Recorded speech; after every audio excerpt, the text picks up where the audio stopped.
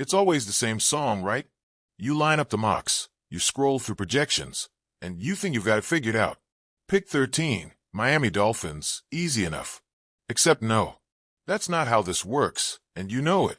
Thursday is coming. Green Bay's got the stage, and suddenly all that consensus goes out the window with the first unexpected trade or bizarre top 5 reach.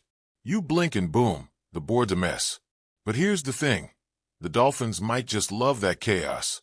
Chris Greer? He doesn't exactly tip his hand. Never has.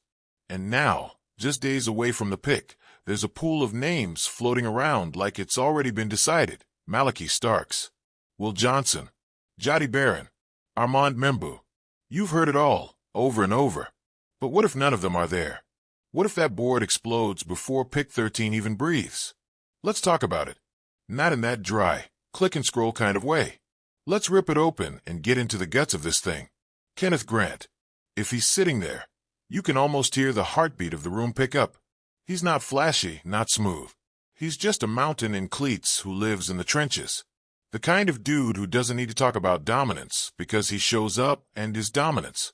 Pair him with Zach Sealer, that defensive line turns from a solid unit to a nightmare.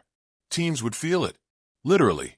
But then there's Kelvin Banks Jr., and suddenly things get uncomfortable. Because if you're Miami, you're not exactly solid at tackle. Austin Jackson's health is a question mark, and Patrick Paul, well, you don't know what he is yet. Kelvin brings versatility. Guard, tackle, doesn't matter. He gives this line breathing room.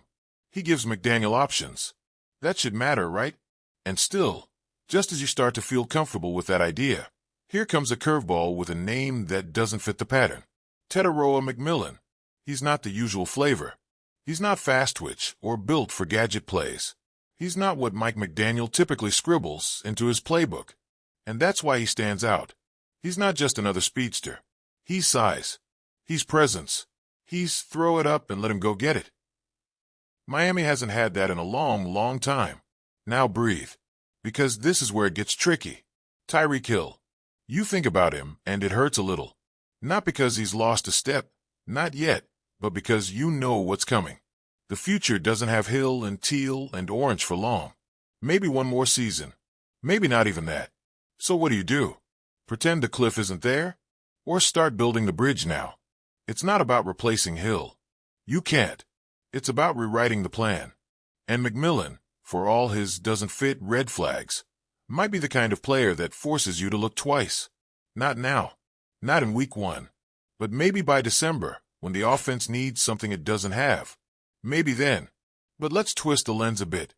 Let's say Greer's not happy with what's on the board at 13. He sees the writing. Hears the whispers. Trade back. Stack assets. Still get value. It's not a crazy idea. In fact, it might be the smartest play. If they do it, the board changes. New names surface. Maxwell Hairston. You want athleticism. He's dripping with it. Shoulder injury? Sure. But 5 picks in the SEC isn't a fluke. A 4.28 40 and a 39.5-inch vertical? That's not normal. That's why haven't we talked more about this guy? Kind of stuff. He doesn't just break on balls. He hunts them. Then there's Siobhan Revel Jr. Now this one's tough. Torn ACL in September. And you never want to gamble there. But he's 6 feet 2 inches, nearly 200 pounds, and before the injury, he looked like someone ready to step into a big role and own it. There's risk. Of course there is. But there's also that feeling. You know the one, where you watch tape and think, why is no one talking about him like a first-rounder? Want versatility. Gray Zabel. Not the sexy name. Not even close. But this guy started in 4 different spots on the line. That kind of movement, that kind of adaptability, it's rare. You don't draft him for now. You draft him for week 12, when 2 linemen are out and suddenly, it's all hands on deck. Zabel could be that guy. Or maybe it's Darius Alexander. Quiet name. Small school. But he's been producing at a level that's hard to ignore. 83 pressures in 2 years? That's not just numbers. That's constant disruption. He made noise at the Senior Bowl, too.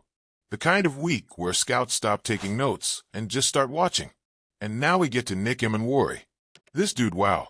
The combine was his stage. And he owned it. Explosive doesn't even begin to describe him. You see the numbers: 4.3840, 43-inch vertical, 11 feet 6 inches broad. And you think freak. But it's more than that. It's how he moves, how he reads.